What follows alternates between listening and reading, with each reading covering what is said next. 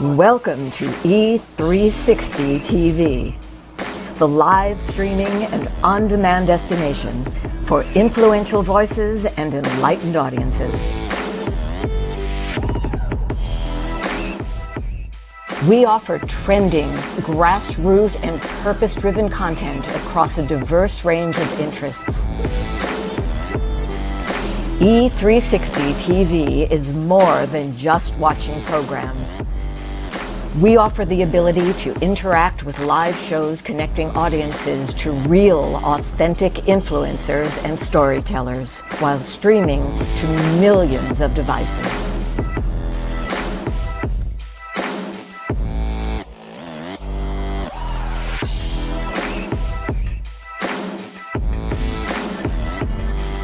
Real experiences. Raw conversations. One destination for it all. E360 TV.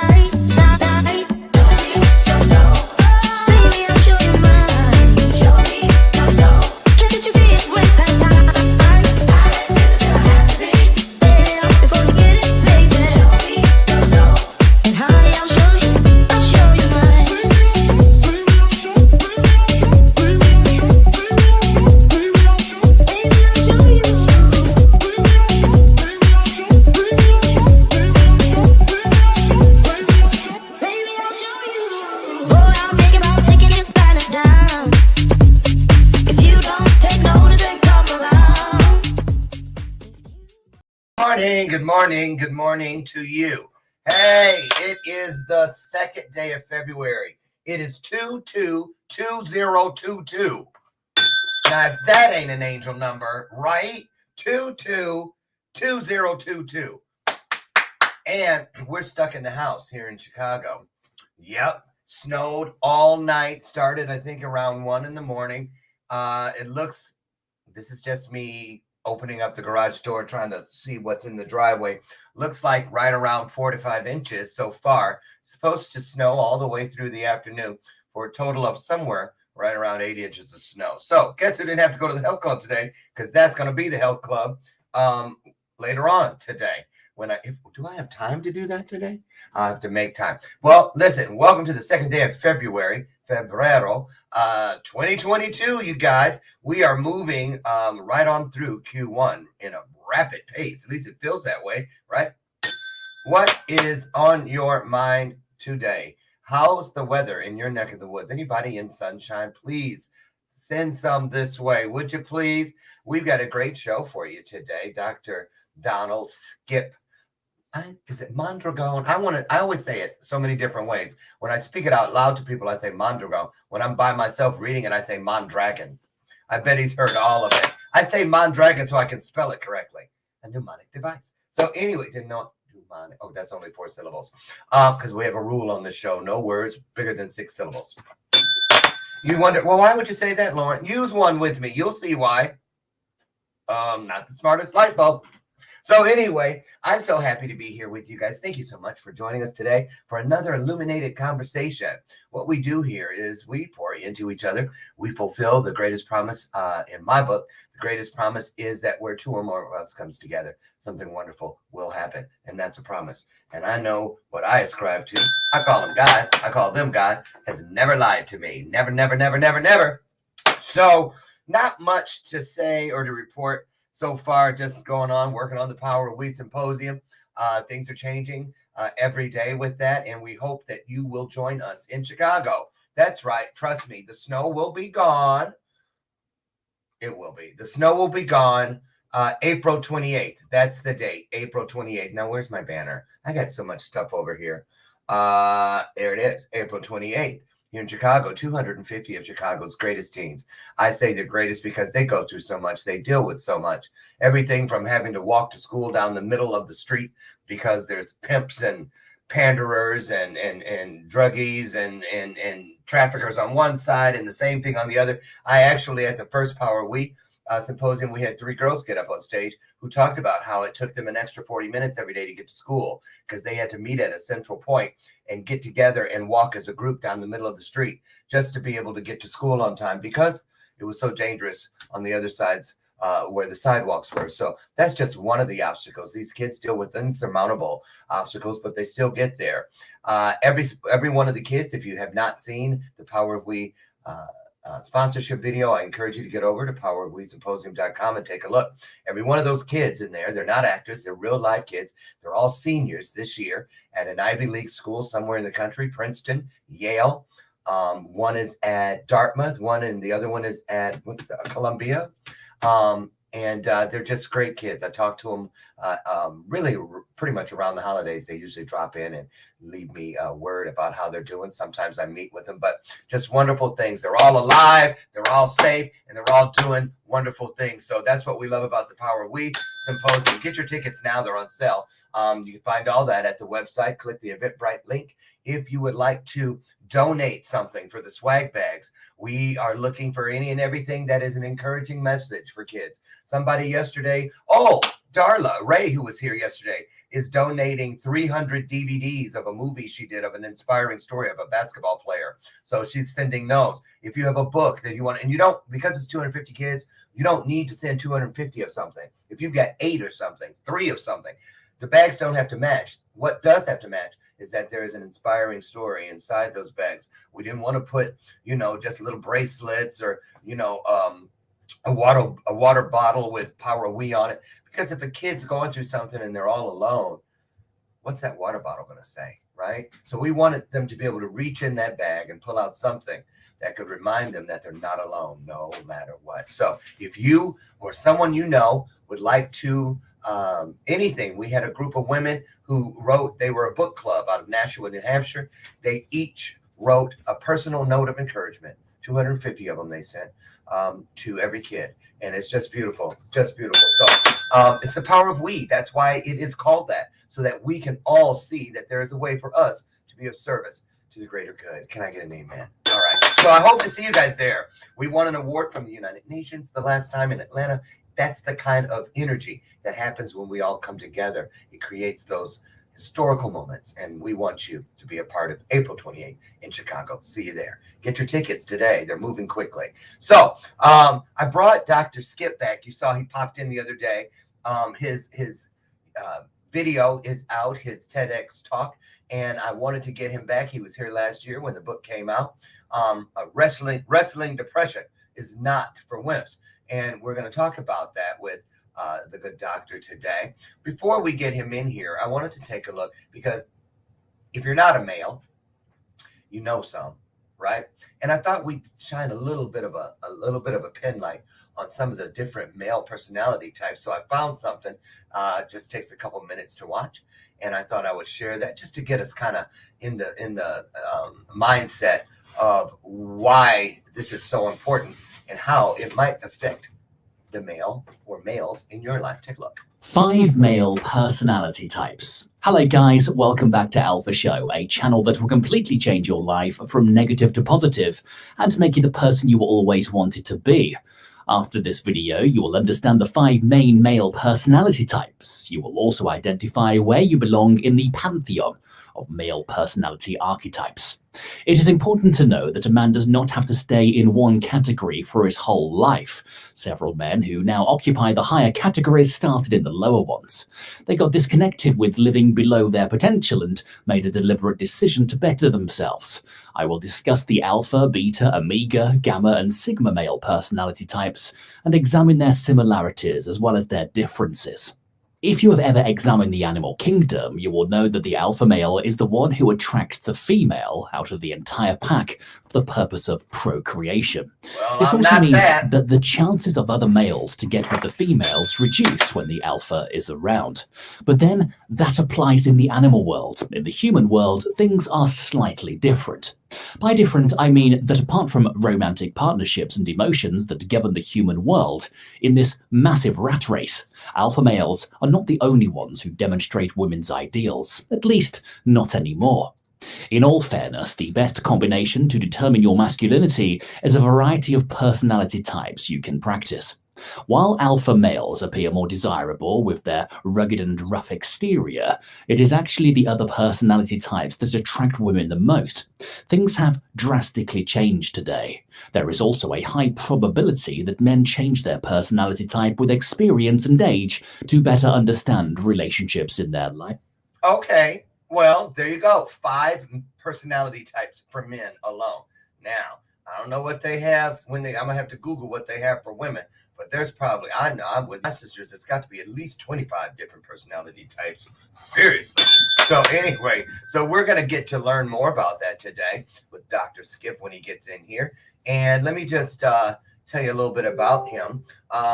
Dr. Skip is, Donald, a 26-year Army veteran. He's a retired colonel. He's also a national wrestling champion. That's right. You heard me say that.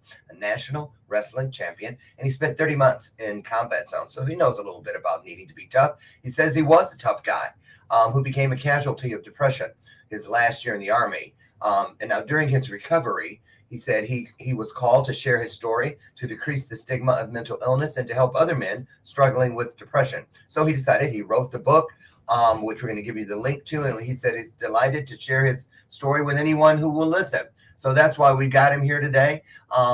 You know, a lot of men find it hard to talk about things that you know, touchy subjects. So I love this. I love this. And I love Dr. Skip. He's always been there for us. So we're going to get him in here. You guys put your hearts into this conversation and put your hearts on the screen as we welcome to the stage our good friend, what's his name? Dr. Skip. Here he comes.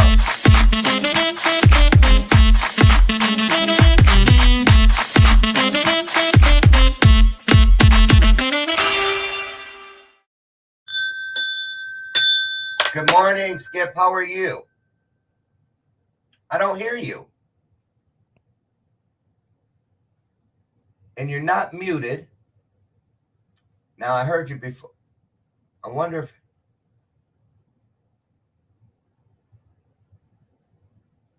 we don't hear you at all, but I'm glad you can hear me because it's usually me who's doing that. Oh, let me move my mic over here. It's way over there. Now let's see. There you go. Yay. Yeah. So, okay. Which male was that? Alpha, Omega? Which one of them didn't know how to get the sound? Are you able to admit? Now what happened?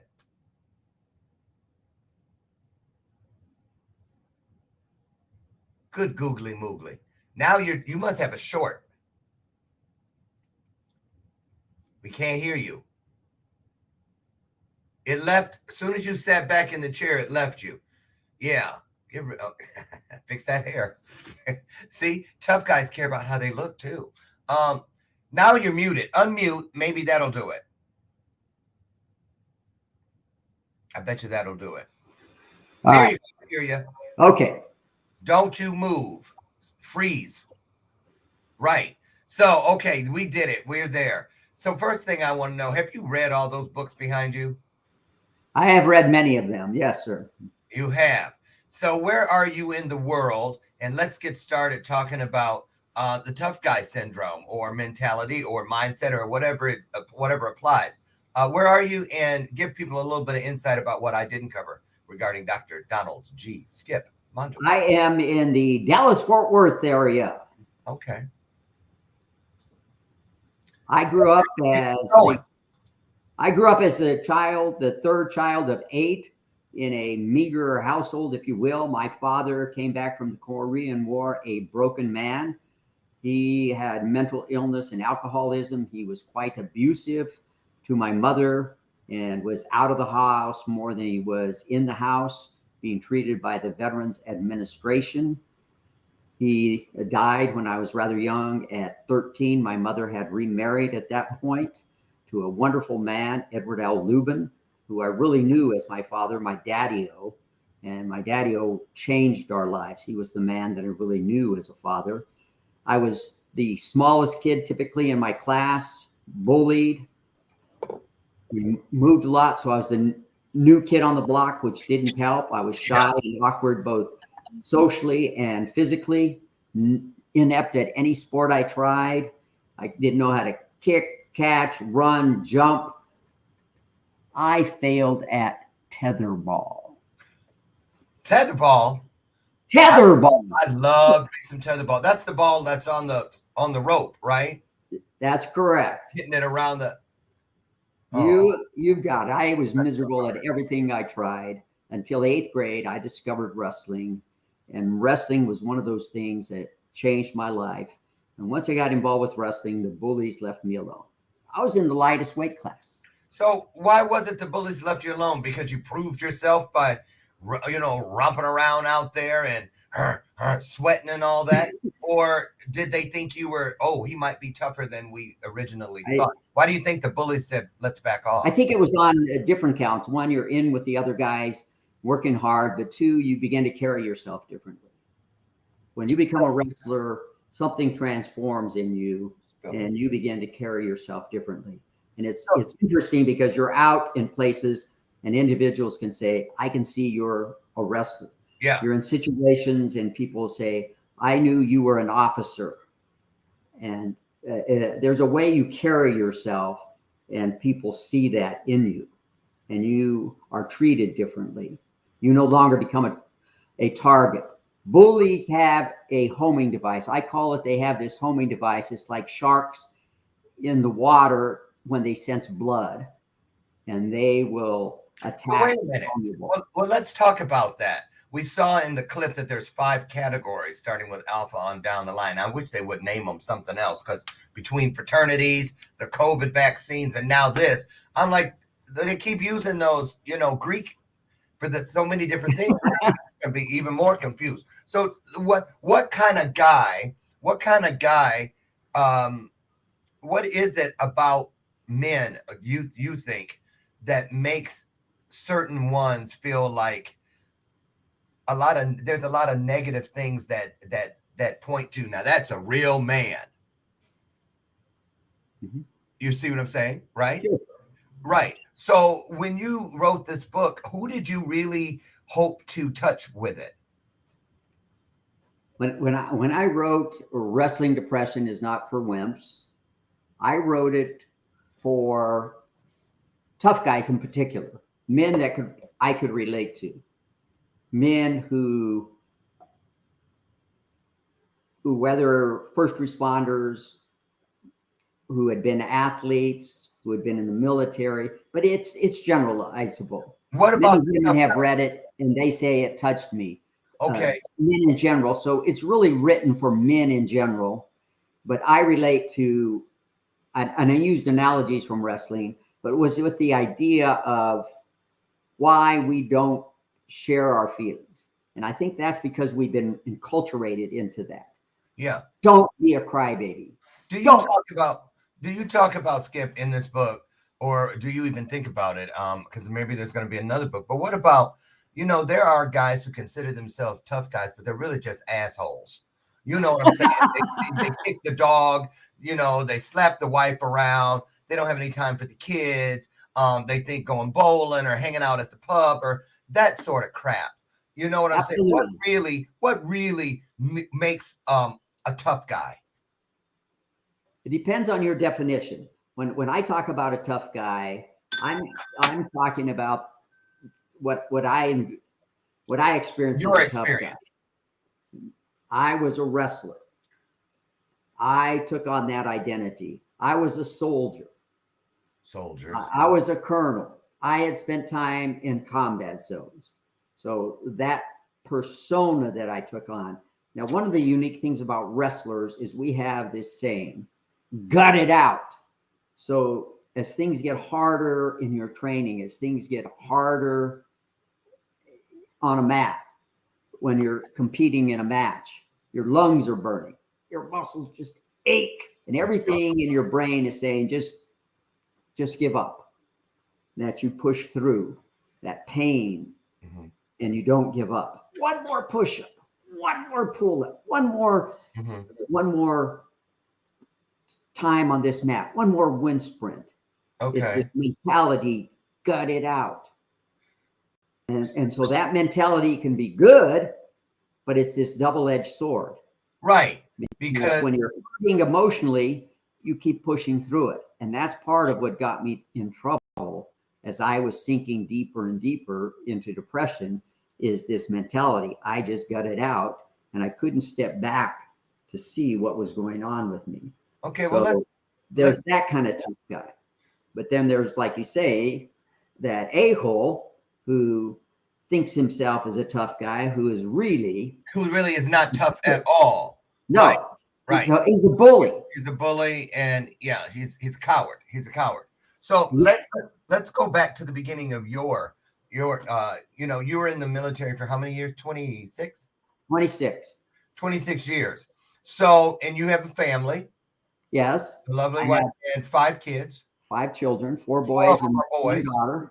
And 4 of them are boys. There they are, back in the day. Right? Your daughter's nestled right in the middle. She is. She's our middle child. She was most likely spoiled rotten. No, believe it or not, she wasn't. Really? Although she had certain privileges, being that middle child and being the fun meister. Yeah. So, Skip, tell us, like looking at that picture right there, who was that guy? Who is this guy? Yeah. This guy was a driven soldier doctor who spent inordinate amount of time at work, was on call regularly, would get called away during holidays, evenings to see patients, but would come home and enjoy time with the family. We'd go out and play, we'd go places, and we enjoyed traditions, regular traditions as a family. We enjoyed being a family and our time together as a family. So let me ask you, back in the early days when your kids were starting to be assigned different roles and different chores and things like that, in your household, because I noticed they have what are those things called? Bolo ties. Bolo ties on. So you're in Texas, where deep in the heart of Texas, where little boys, football is a big ass deal there. So even being a Texan boy has a lot of pressure on it. So sure. In your household, say doing the dishes or dusting or vacuuming, was that considered women's work? No. So your boys, how did you raise them about what's the difference between what boys do and what girls do? Well, the chores, it didn't matter. You had assignments, and you might do the vacuuming, or this day you might do the dishes, you might do the dusting, the sweeping, different things. You were expected to help keep your room up and so forth. So it didn't matter in terms of gender in regards to that. Now, I did impress upon my boys, there are certain ways you treat a woman. And that was very clear in our household. There are ways. I've always opened the door for my wife from day one. So we go through a door, her car door, open it for her wherever we've gone. Chivalry. Yes. And there's a way to treat women with kindness and tenderness. So always impress that upon our boys as a protector for women. That yes, that's one of our roles. We treat women a certain way. Respect, that we are not demeaning to people, that we're not ugly to people, that we treat people with respect.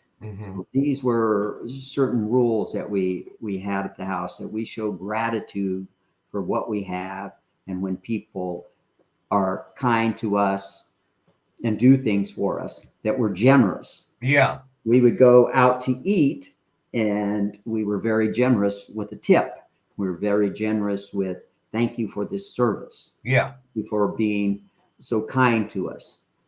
We would oftentimes mention that to the manager, have them bring the manager over. My in-laws are like that. So My in-laws are like that. We would try to do this and impress upon our kids. This is what we do.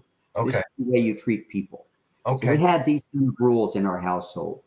But yes, we encourage the kids to get out and play. We encourage them to participate in sports. So all my boys at one point wrestled, but the 3 out of the 4 did gymnastics. 2 of them did swimming.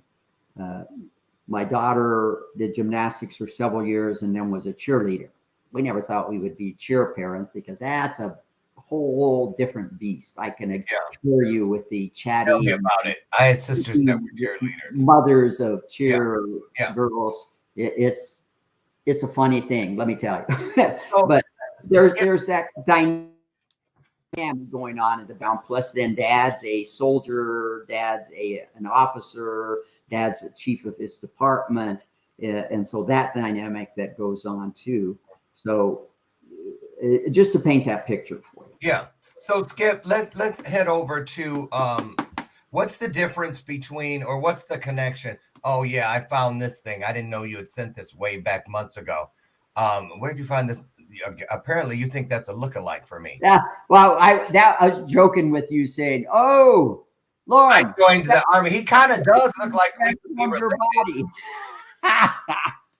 Wow, Skip, I'm serious. He has my chin and everything. Oh, isn't that uncanny? I did sleep with a woman or two back in the day. I wonder if that's my long lost son. No. My boy. That man, my boy. Right. So anyway, back to the story. Let's go with this one. Okay, so there's the book. We all know about that. You've been here. I have it. Wrestling Depression is Not for Wimps. I've wrestled depression. So I know that's true. A lot of you women out there have wrestled depression, may currently be, and you know it's no joke. But this TEDx talk, first of all, why? How different is what we're going to hear? Because we're going to take a look at this TEDx talk. How different? Tell us how these two go together. The book is more extensive, telling my story and what led up to my depression and those critical moments. What was that transformation? What did you have to be depressed about? You had a beautiful wife and family. You lived in, I'm sure, a nice neighborhood. Mm-hmm. You had a great job, a wonderful, fulfilling career. You were a colonel. What? Somebody sitting back that's sleeping in a hotel by the week or something may say, what in the world would this guy have to be depressed about? Talk about that if you could. Yeah, that's a great question, Norm. You have to remember, trauma is cumulative. I dealt with a severe traumatic childhood. There are traumatic events as a teen, as an adult. In medicine, you deal with trauma. You deal with death and dying. As an Army physician, you deal with mangled soldiers at times. Suicide amongst soldiers, and other harrowing situations. There's that trauma that you may never have time to step back and process. And then in your own family, our own immediate family, some traumas there that you really don't process in raising your family, family deaths that you deal with and don't properly grieve. So all of this accumulated trauma. And then in that last year of the Army, as we were preparing to retire, it was this perfect storm, things going on in my department, 3 surgeries in 6 months. Well, it was 1, 2, 3, 4 surgeries that took place in short order. And so all of these things throwing me out of whack. And so it was this perfect storm of things that happened that now just caught up with me. That previous trauma, these things in these last several months, and it became the perfect storm that just sent me in this downward spiral. So what were some of the first warning signs that may have been caught or missed? Let's say from your wife.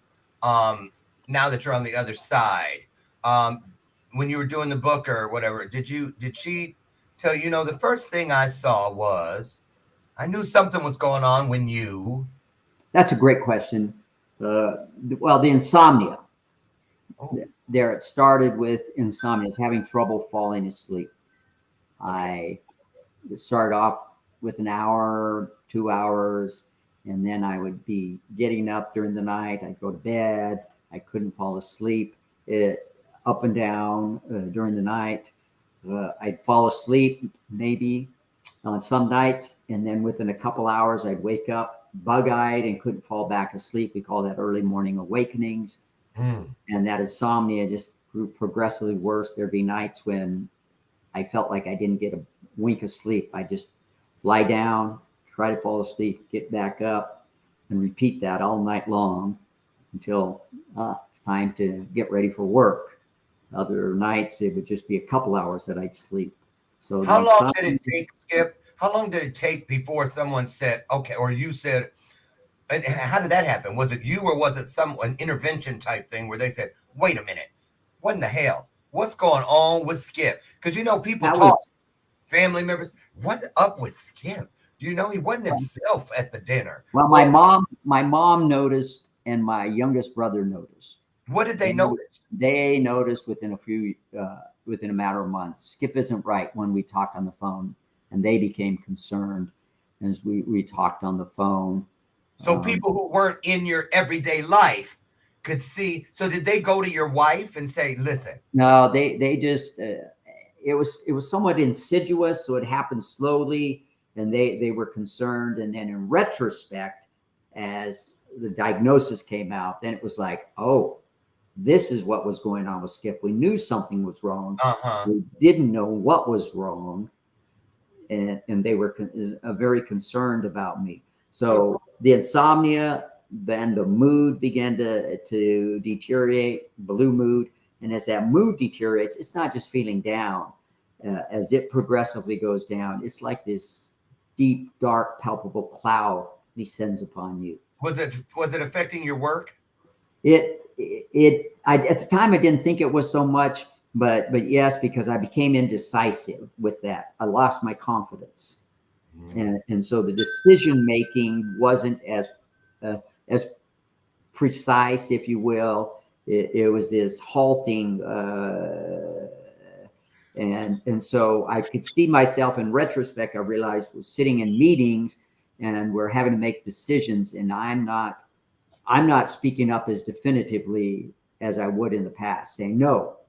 So that I don't agree with this. Because we're sitting there as a council, if you will, in certain meetings as colonels in this group. And normally I would have speak up and say, no, that's were you present, but not, how you sit there and daydream and this and the other, you're there. Oh my God. Yes. Yeah. That's what I was doing a lot of. My cognition was off. That was the other thing that happened. I had trouble I began to have trouble remembering things that I had read 5 minutes before. Recalling things that I was well versed in. It was my mind. I thought I was suffering from early onset dementia. I actually went and had formal testing because I was so concerned.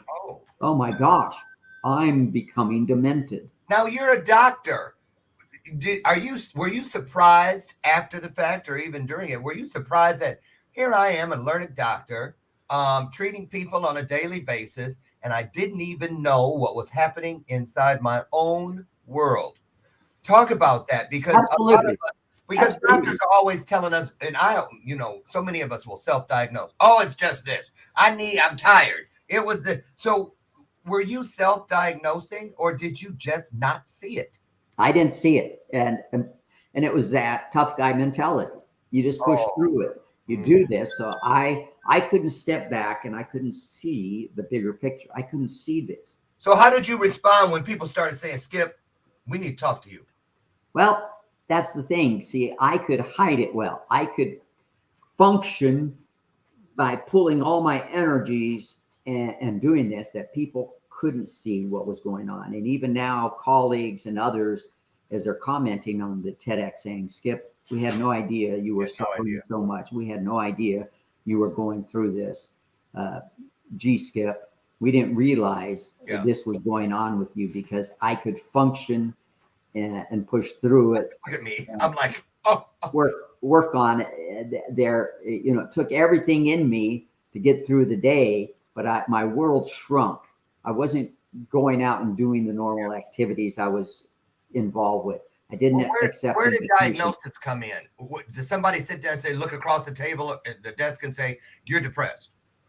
No, I finally came to that realization several months later. So my symptoms started in June of 2013 with the insomnia. Yeah. Then the mood starting to deteriorate, and then progressively the indecision, the cognition. So how did you get to that intersection of as it got worse and worse and worse, I ended up under my desk. I went to work on April 14th, 2014. Normal day, terrible night's sleep before, went to work, always got there early, walked down the hallway to the Department of Medicine, unlocked my door, turned on the lights, and stepped inside. And then everything just came crashing down on me, as I talk about in my TedX talk. Turned off the lights, locked the door, closed the blinds, turned off my phone, and crawled under my desk. Can we go in and watch? Let's go in. I'm skipping commercials for y'all. Let's listen to this because that's the juicy part. There you go. Let's go in and take a look at the actual TEDx. And wow. Here we go.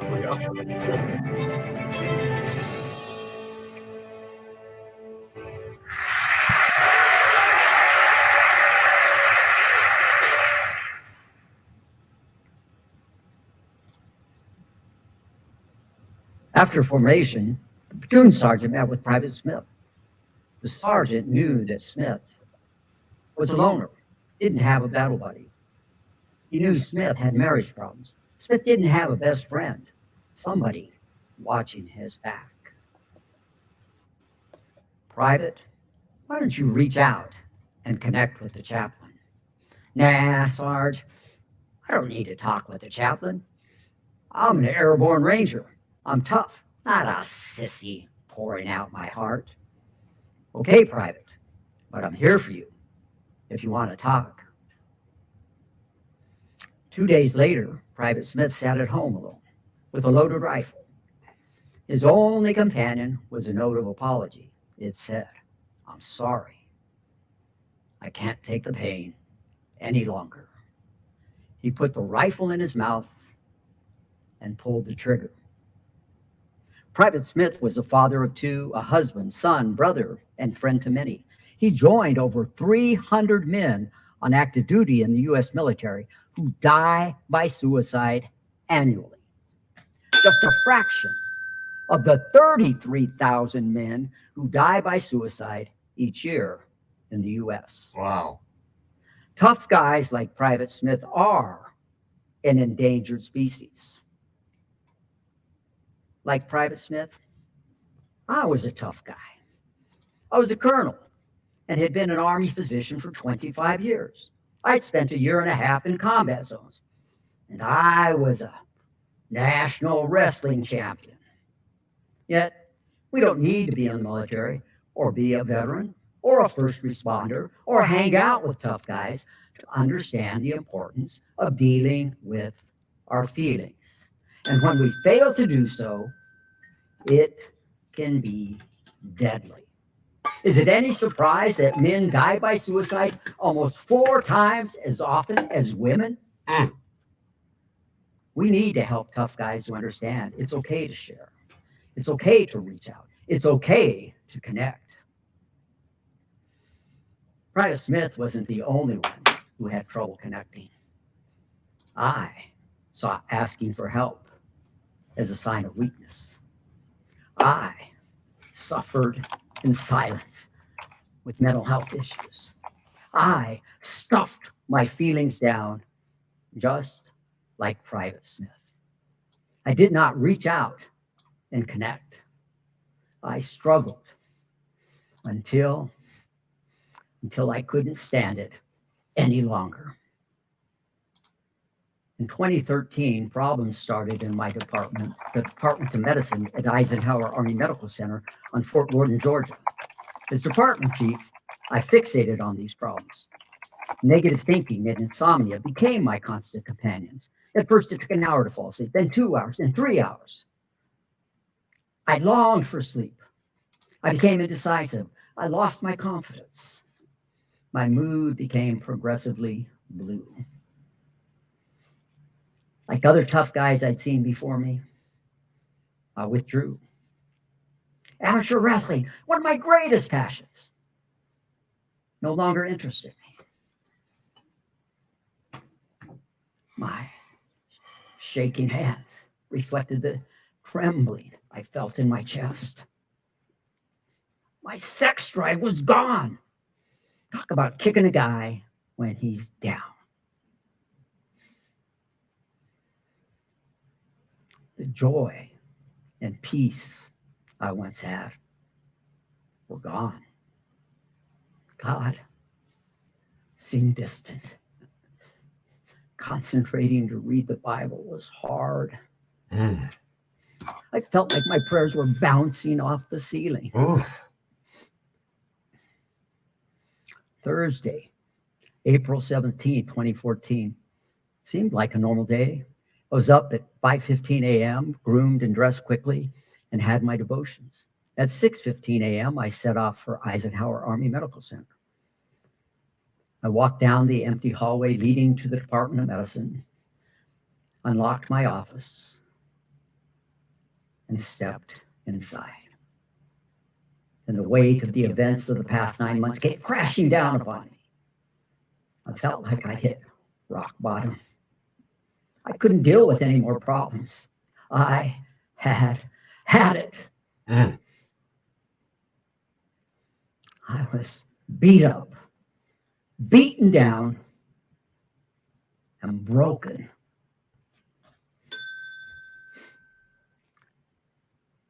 I locked the door behind me, turned off the lights, drew the blinds, turned off the phones, and I crawled under the desk in my office and curled up in a fetal position on the musty carpet. Over and over, I asked myself, Skip, what are you doing? Skip. How did you get here? You're a tough guy, a colonel, a national wrestling champion. You spent 1.5 years in combat zones. What happened? For the next 4 hours, multiple scenes and feelings collided. Childhood trauma, devastating teen experiences, and family deaths. Memories of treating dying and mangled soldiers, and years of separation from my family while deployed. Memories of death, destruction, and disappointments washed over me. Slowly, I began to put the pieces together. I'd experienced blue mood, loss of pleasure and passions, loss of that confidence, indecision, impaired cognition, blue mood, and withdrawal.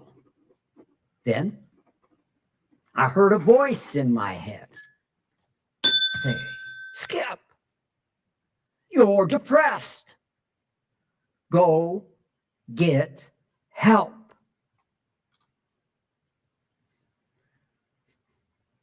I crawled out from under that desk, and I had a flicker of hope. Later that day, a clinical psychologist diagnosed me with major depression. During my recovery, nobody looked down on me. Nobody called me a wimp. Nobody shunned me.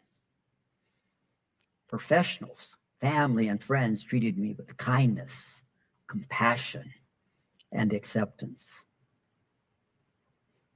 As I stepped out of that tough guy image, I received a deep sense of knowing I was one of the lucky ones. Private Smith was not. I realized I had to share my story and the lessons learned along the way. These were life-transforming, intuitive insights. It was like God giving me a kick in the pants. God was telling me to help other tough guys who were struggling with depression. God was telling me to help other tough guys to learn to connect with their own feelings. God was telling me to help other tough guys to reach out and connect with professionals and other men. I took my medical knowledge and recent frontline experience and designed a recovery program. 4 years later, Brian came into my life. Brian was a tough guy, an all-American athlete, and he owned a business. Brian was forced to close his business. He worried about money, and his life began to unravel. Brian began to drink. His drinking spiraled down into alcoholism. Like me and so many other tough guys, Brian suffered in silence for months. Brian was beaten up, beaten down, and broken. Brian knew my history, and he asked me for help. I became Brian's battle buddy, his lifeline. With my support and guidance, Brian took 4 brave steps. First, Brian learned to connect with his own feelings. No more denial. He faced the good, the bad, and the ugly head on. Journaling and meditation became part of his daily routine to help connect with his feelings. Second, Brian began to step out of that tough guy role and not feel like a wimp for doing so. He began to openly share when he was in emotional pain and struggling. Third, Brian reached out for professional help. He accepted he couldn't get better on his own. Brian received compassionate care from professionals, his family, and his friends. And fourth, Brian sought out opportunities to connect with other men. He began to open up at recovery groups and accepted invitations with friends. Brian and I have been walking this journey together. It's been rocky at times. Slowly, he's rebuilding his life. Recently, Brian told me, it takes a team to rebuild a broken man. We can't do this on our own. We don't need to be in the military or a veteran or a first responder to understand we can't do this alone. And when we try to do so, men, we're an endangered species. It's dangerous to our mental health to be the strong, silent type. Leaders of tough guys, help your tough guys. All of them need a battle buddy. Leaders, help your tough guys to reach out. Reach out and connect.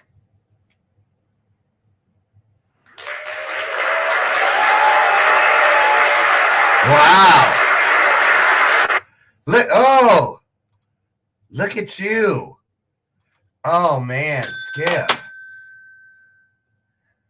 You're muted. Unmute. Wow, that was incredible. Absolutely incredible. For you guys, you'll see scrolling along the bottom. I took the liberty of putting that there.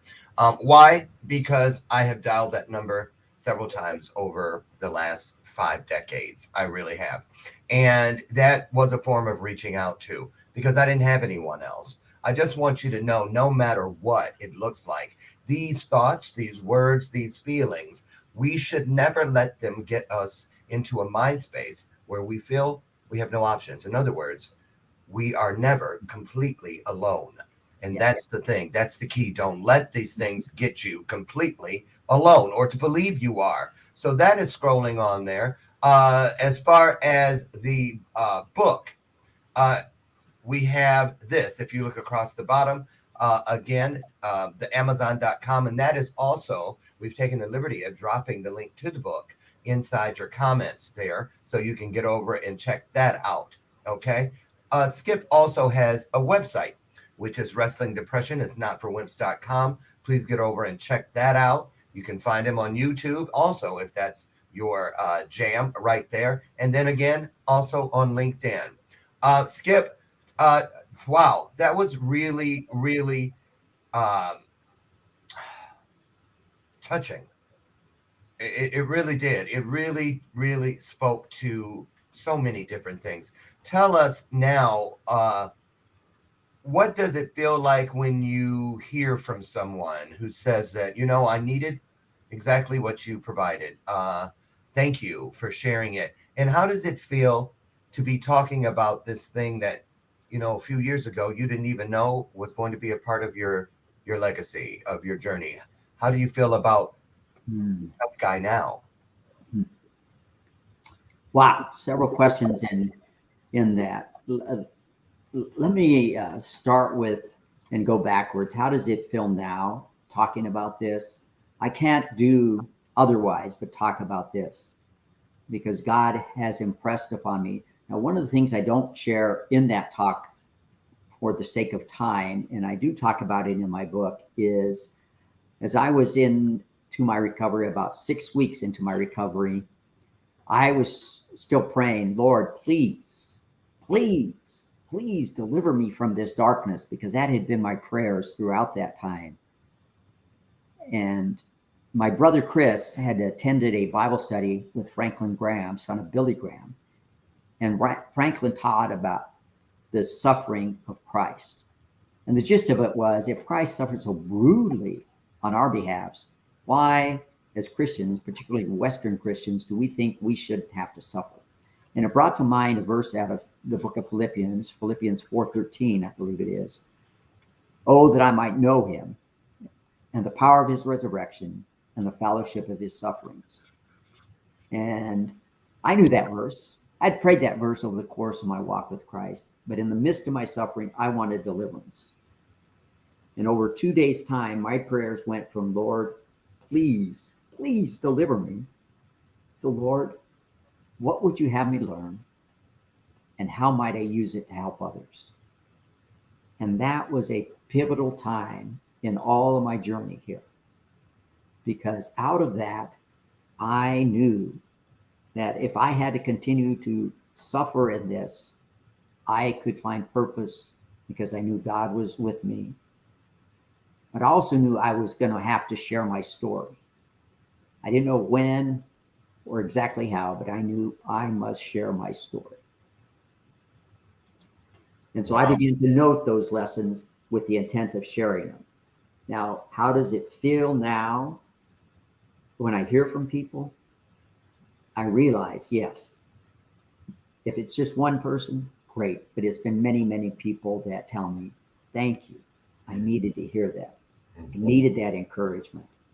That is something I've struggled with, or I know somebody that struggled with it, or my husband or my brother or somebody in their life has struggled with it. Now I better understand. I realize I'm not alone in this. I'm not the only one who has felt this way. That's right. Thank you for sharing. And you understand that, because you've been there, Lord. You've been in that deep, dark pit where you feel alone. But the other is in terms of the tough guy. And I did want to touch upon this because you were talking about those 5 types of guys, or you showed a little bit about that, and that masculinity, and what is it to be a true man, and the 2 things. Well, I talk about it in the tough and tender, that it's not just this hard, rugged, decisive, protector, provider type. And yes, that's one side of masculinity. But then there's that other tender side that's gentle, that's kind, that can shed tears openly, that can admit, I'm confused, I am frustrated, I'm hurt, I'm you know, I am struggling right now. They can openly admit that and not feel diminished. Right. That's not something that makes you weak or wimpy. That's simply being human. And so the ability to have both of those and express both of those parts of our humanity, Yes. both of those parts of our masculinity, that's a true tough guy. And so when we can get men who can do both of those, now we're true tough guys. That's right. Now that keeps us out of trouble, because when we deny our feelings and we push those down, we lose contact with those feelings and we learn how to express them. And that gets us into trouble with maladaptive behavior, self-medication with things, whether it be substances, gambling, pornography, All right. And men, because they don't know how to do that, as you talk about, suicide almost 4 times as often as women. You look at it in terms of domestic violence, you look at it in terms of homicide, you look at it in terms of imprisonment. What do we see? Almost exclusively men there that happens to, at such higher rates than women. And it can go back to, in many factors, the way men have been enculturated. And this inability, it's other factors, of course, in society. That's true. That's right. Enculturation that men don't know and haven't been allowed by society, if you will, to express their feelings openly. And the models we have in society, you look at movies. That's right. Macho, alpha, all of that. So, Skip, I just want to, we're out of time. I want to thank you so much. And for all of you out there, don't just look towards the adult men in your world. Look at the little ones that are on their way to become, hopefully, absolutely, the best version of what a man should be. So start now. Start the due diligence process of learning the warning signs. Again, don't be afraid, male or female. If you feel you need help, that's where most of us drop the ball. We don't know how to reach out for help. Please don't let yourself become, or someone you love, become a statistic. Keep this number handy. You'd never say never. And get over all of the information you need to follow Dr. Skip. Pick up the book. I highly recommend it. It's a great thing to have on hand. You never know when you need to put that book in someone else's hand. So take that with you. Listen, I want you all to join me tomorrow. It's our illuminated conversation. That's our one-on-one time. And tomorrow's topic is discovering our soul's purpose. That's what we're going to be talking about. So get your questions and comments together. We'll be here tomorrow morning out on the front stoop, God willing, to do it all again as we encounter another illuminated conversation right here on Bathrobe Moments. Thank you, Dr. Skip. Thank you. My pleasure, Lauren. Absolutely. We'll see you guys tomorrow. Get out and be the blessing you'd like to receive. Bye-bye now.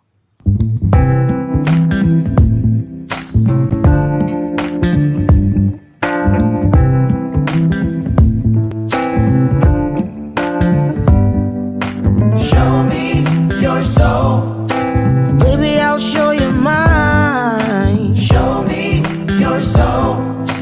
Honey, it's way past time. How expensive do I have to be? Need I spell it out before you get it, baby? Show me your soul.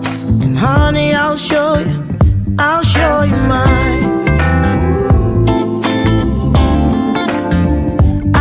you mine.